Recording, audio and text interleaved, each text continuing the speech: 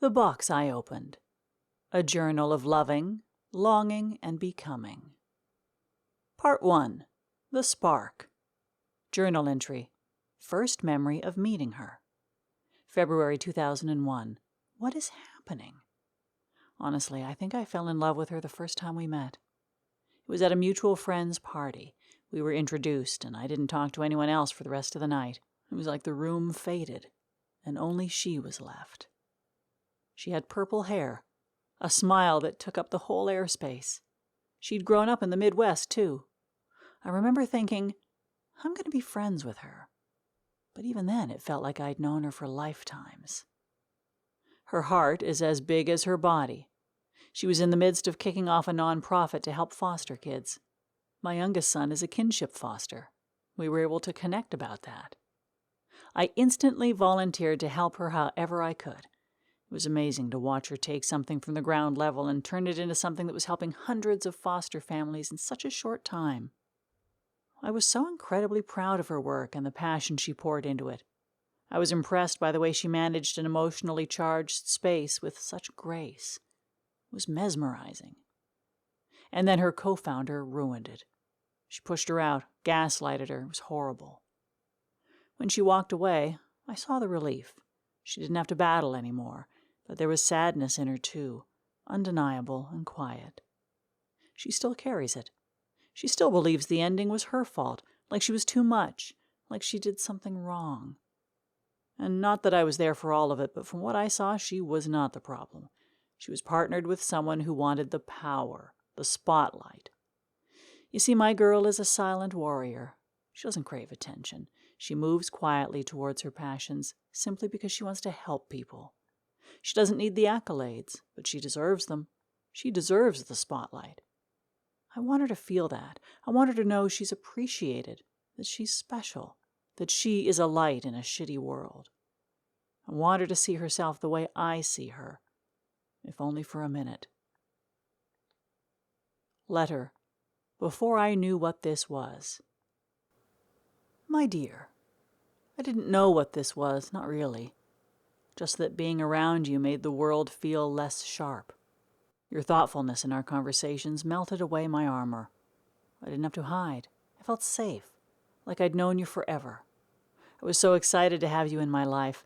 This is a friendship and connection that I know I can't take for granted. Thank you for letting me into your life and to be part of your journey. With love, your friend. Poem. Walls. Heart blockaded, guarded from hurt. Castle walls driven up from the dirt. No entry here. You must move on. Why are you not yet gone? One by one the bricks start to fall. What are you doing to my castle wall? Light is shining through the cracks in the base. Fear takes hold, and I must brace. For now, through the holes, all of me you can see. The broken, the bruised, surely you must flee. Can you be trusted to enter this castle I've built? Or will you destroy from within and leave me in silt? Maybe you knock the walls down I no longer need. Will my heart, so guarded, finally be freed? The weight of the walls can be put down for good. This life can be lived only as it should. If this is real and not a plan of attack, how do I gauge without looking back? Remembering the reasons the wall was constructed, my brain pulling history with reasons deducted, my heart wants more than being alone. Entrance is granted from what has been shown. For now, the wall will stay strong all around, lest the entrance that you have found. Reflection. Safety was fleeting for me before her. I have only one other person on the planet that I felt totally and completely safe around. To be myself around, and she lives 8 hours away. I was able to recognize that I was safe with you, and because of the rarity of that, I wanted to protect it. Part 2. The Spiral. Journal entry. The night you told her. One night, deep in a spiral of self-destruction and blackout drunk, I told her I had a crush on her. She responded with what felt like mutual feeling, but in the most her way possible. She's a rule follower to her core, so she worded it gently, confirming the feeling, but declining any advancement. I respected that, and honestly, I was over the moon that the feeling was mutual at all. I thought that would be enough, that we could mutually respect the rules and silently know there was more, that she was more, that I was more. Then another drunken night, I pushed the limit. I sent a message saying what I wanted to do to her, more direct, more exposed. And for a moment, she almost bought in. But again she pulled back. She stopped it. Because that's who she is. And I do love her for that, but God, it was close. My spiral crashed hard. I tried to overdose. Not because of her, but because the pain of everything in my life hit at once. I'd just lost my dad, then a close friend 6 weeks apart. And she'd opened a door to a part of me I'd buried long ago. My queerness, my craving, my truth. It was all too much. I ended up on the crisis floor of the hospital, then inpatient, then outpatient therapy, then outpatient therapy again. But she didn't run. She didn't tell me I was too much. When I called her crying from the hospital, there was no judgment. No, you need to fix this energy. Just presence. She sat with me in the wreckage, and it felt so easy. Like I didn't have to fix anything. Like I didn't need armor or a mask. She saw the broken, bruised parts of me, and she loved me anyway. Letter. What I said versus what I meant. My dear, what I said. I have a crush on you. What I meant. I'm drowning, and somehow you're the air. I needed help. I needed someone to love me when I didn't love myself, and you showed up without running for the hills. I did not feel judged by you. You continue to put me in awe of your patience. You didn't make me feel like I was too much. With love, your friend. Reflection. I've been told many times that I am too much. I've lost friends when my depression spirals go unchecked for too long, when I drink too much and bare my heart to the wrong people. I love too hard. I overthink everything. What is too much? I have to modify who I am based on who I'm around because the fear of pushing everyone away is terrifying. I am a lot, I know this. When will I find someone who says, you may be a lot, but I love that about you? Is that realistic? Poem. Breaking the Rules. I said the quiet part out loud, only to you, not in a crowd, and the world didn't break, and for once I didn't feel fake, but you took a step back. And now I feel lack, and that was enough to remind me to be tough. I know you follow the rules. I need to learn these tools, but I spoke it anyway, and I understand if you walk away. The feeling was more than my body could handle, and so it feels I started a scandal. So now here I sit, feeling a fool, for logic not listened and breaking the rules. Scene snippet, a moment from hospitalization. I was sitting in the group circle, clutching a plastic cup of water like it might shatter in my hand. The faint buzz of the overhead lights in my ears. The desk chair feeling like a classroom. Terrified of what I'd done to the few people in my life. I didn't have my cell phone and was only allowed to call people during certain hours. I was still going through withdrawals from the alcohol and Ativan. It was brutal.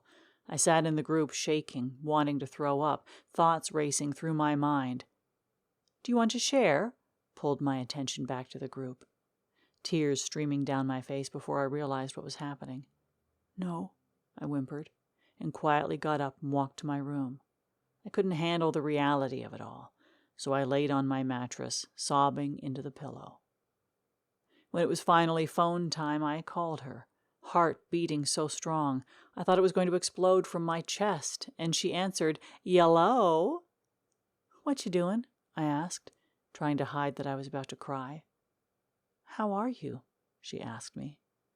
"I'm in the hospital," I answered. "I know, friend. How are you?" she answered with softness in her voice.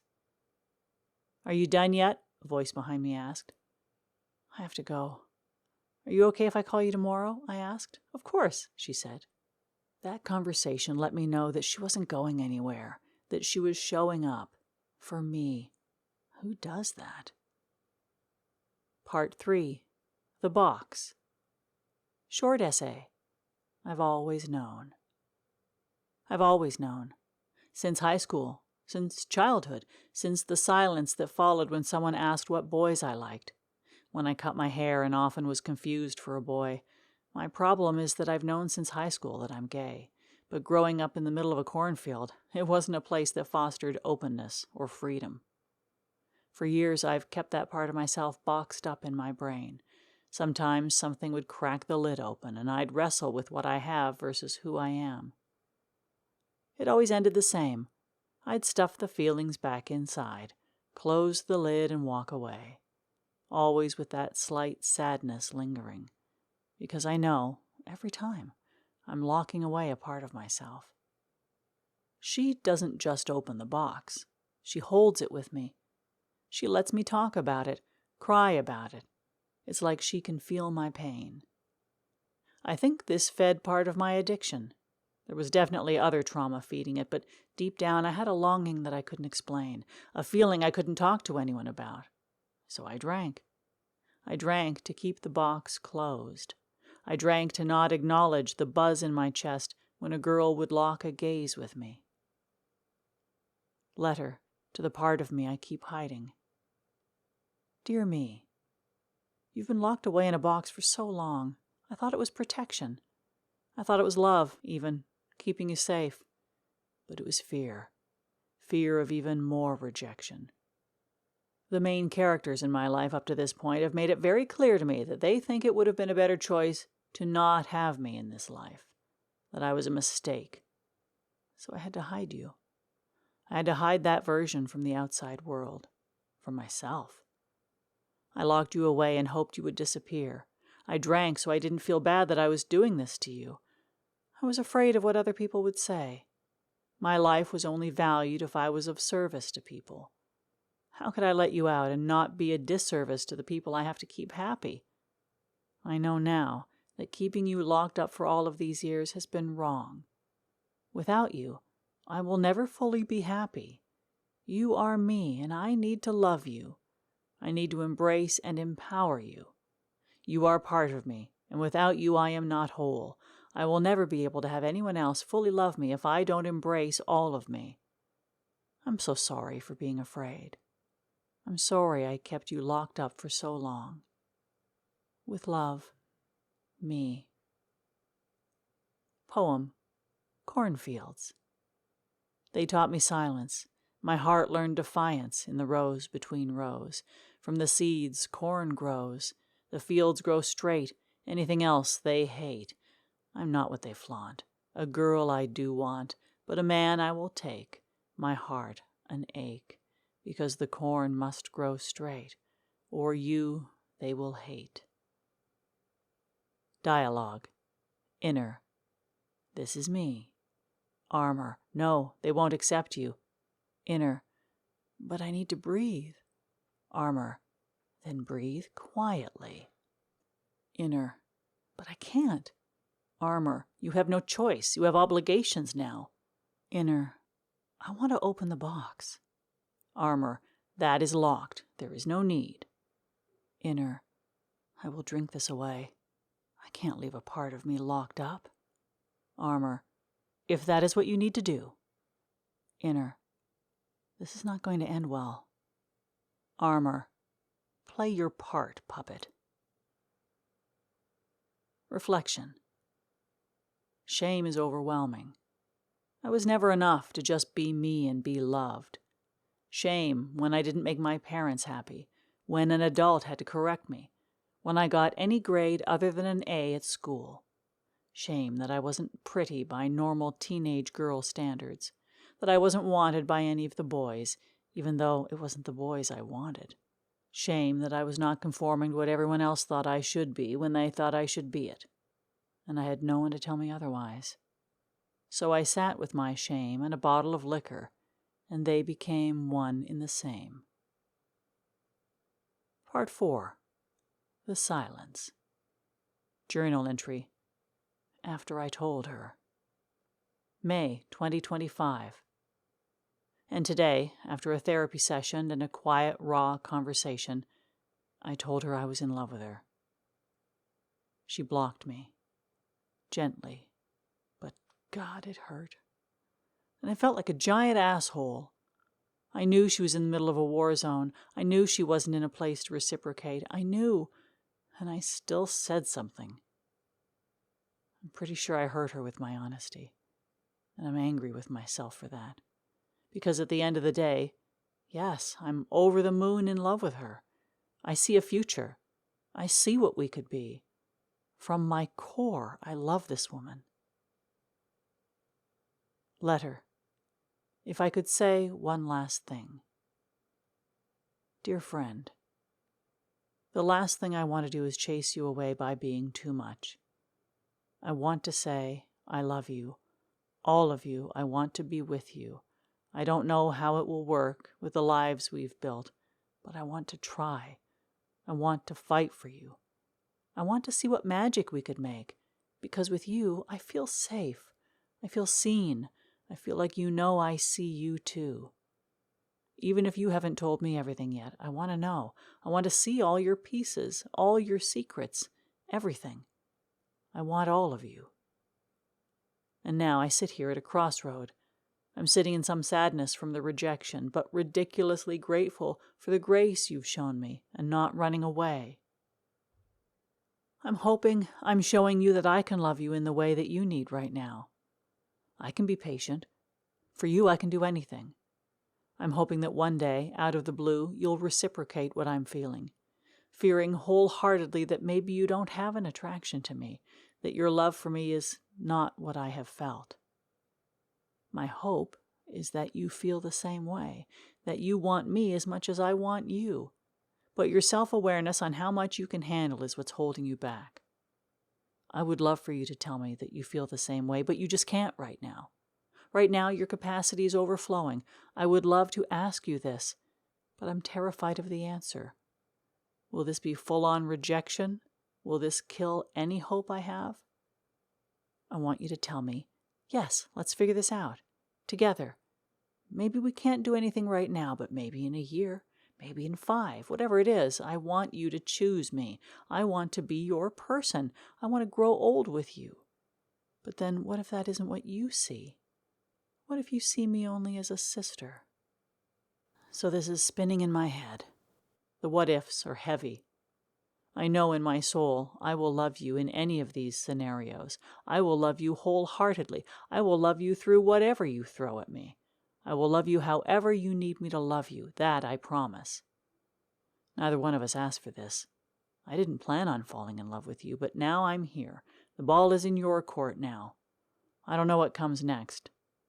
I love you, and I loved myself enough to say it out loud. I'm letting the box stay open.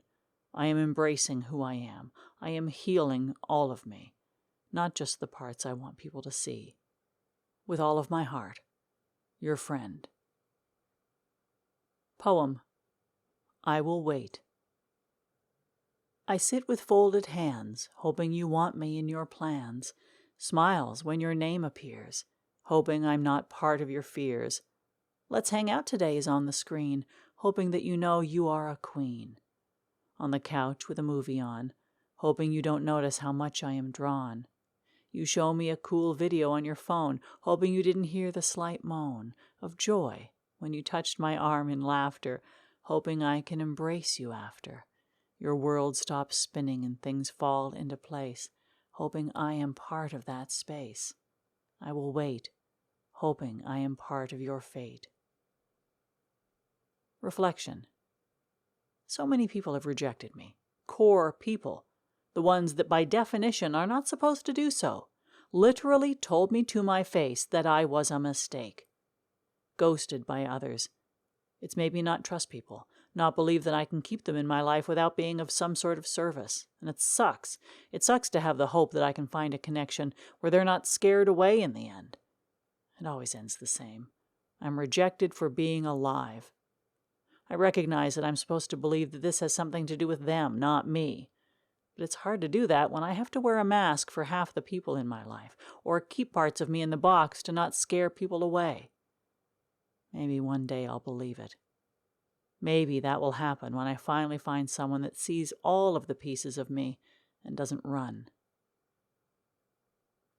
Part 5. The Becoming. Essay. What I've learned, loving someone I can't have. Loving her taught me what it means to love without condition, without ownership or expectation. I learned presence, I learned grace, I learned honesty. I learned that someone can see me sober, that I can see myself sober. I learned patience with my own becoming, that healing doesn't follow a straight line, that there's sacredness in the messiness, that people who stay with you in the fog when everything feels too tender to touch are the ones who help you find the way forward. In the past, I chased people I thought I should love because I craved connection more than truth. But what I've learned with her is this: connection can't be forced. If someone sees something in me that scares them away, then it was never a real connection. They were only drawn to the version of me they could handle, the one that served their story. So now I know. I need to connect with all the parts of myself, even the ones I drowned in liquor, even the ones I kept buried beneath shame, the parts that begged to be seen, to be loved, to be nurtured. I'm learning to love myself the way she saw me. I'm learning to hold all of me with compassion, with grace, without apology. I'm not there yet, but I'm learning, and she helped me begin. For that, I will always be grateful. Reflection. Who am I without hiding? I am human. I am scared, but I am whole. I am becoming someone who doesn't need the box, someone who no longer shapes herself for survival, but softens into truth. And maybe, just maybe, I can show the world this version of me without flinching, without shame, without apology. Poem. Open box. The box is open. It's time to find hope in the truth, not full of shame, not participating in the game. Finally I can breathe, and maybe some reprieve. I'm not folded inside myself, the box taken off the shelf. I don't need it anymore. My heart no longer on the floor. Hiding no longer takes a toll. I am whole. Letter to myself, 6 months sober. Dear me, you did it. You stayed, even when it hurt. Even when the voice told you it wasn't worth it. Even when every part of you screamed for the bottle. You stayed. You showed up, and I'm so proud of you. It was messy. You leaned on others more than you wanted to. You felt raw, exposed, uncertain, but still, you stayed. 6 months. The longest you've gone since you were 14, except when you were pregnant. That's not just sobriety. That's rebirth. You're feeling things now, really feeling them. You're grieving the version of you who didn't survive the storm, and you're making space for the woman who did. Let her come forward. Let her speak. Let her stand tall. Let her be seen. You're becoming the woman you've always been, but were too lost, too afraid, or too silenced to see. You are worthy. With love, me. Journal entry. Where I go from here. May 2025. Forward. Not perfectly. Not always strong. But forward. With grace, with truth, with love that doesn't need to be returned to be real. Healing is messy. Learning to love without conditions is hard. Loving the parts of myself I used to fear is terrifying, but I'm doing it. I'm learning who I am without the armor, without the masks. I'm learning who I want to be without the drinking, the shrinking, the apologizing. It won't be easy, but I'm here, 6 months in, with truth on my tongue and a heart that no longer lives in a locked box. I love you, my dear. Please don't give up.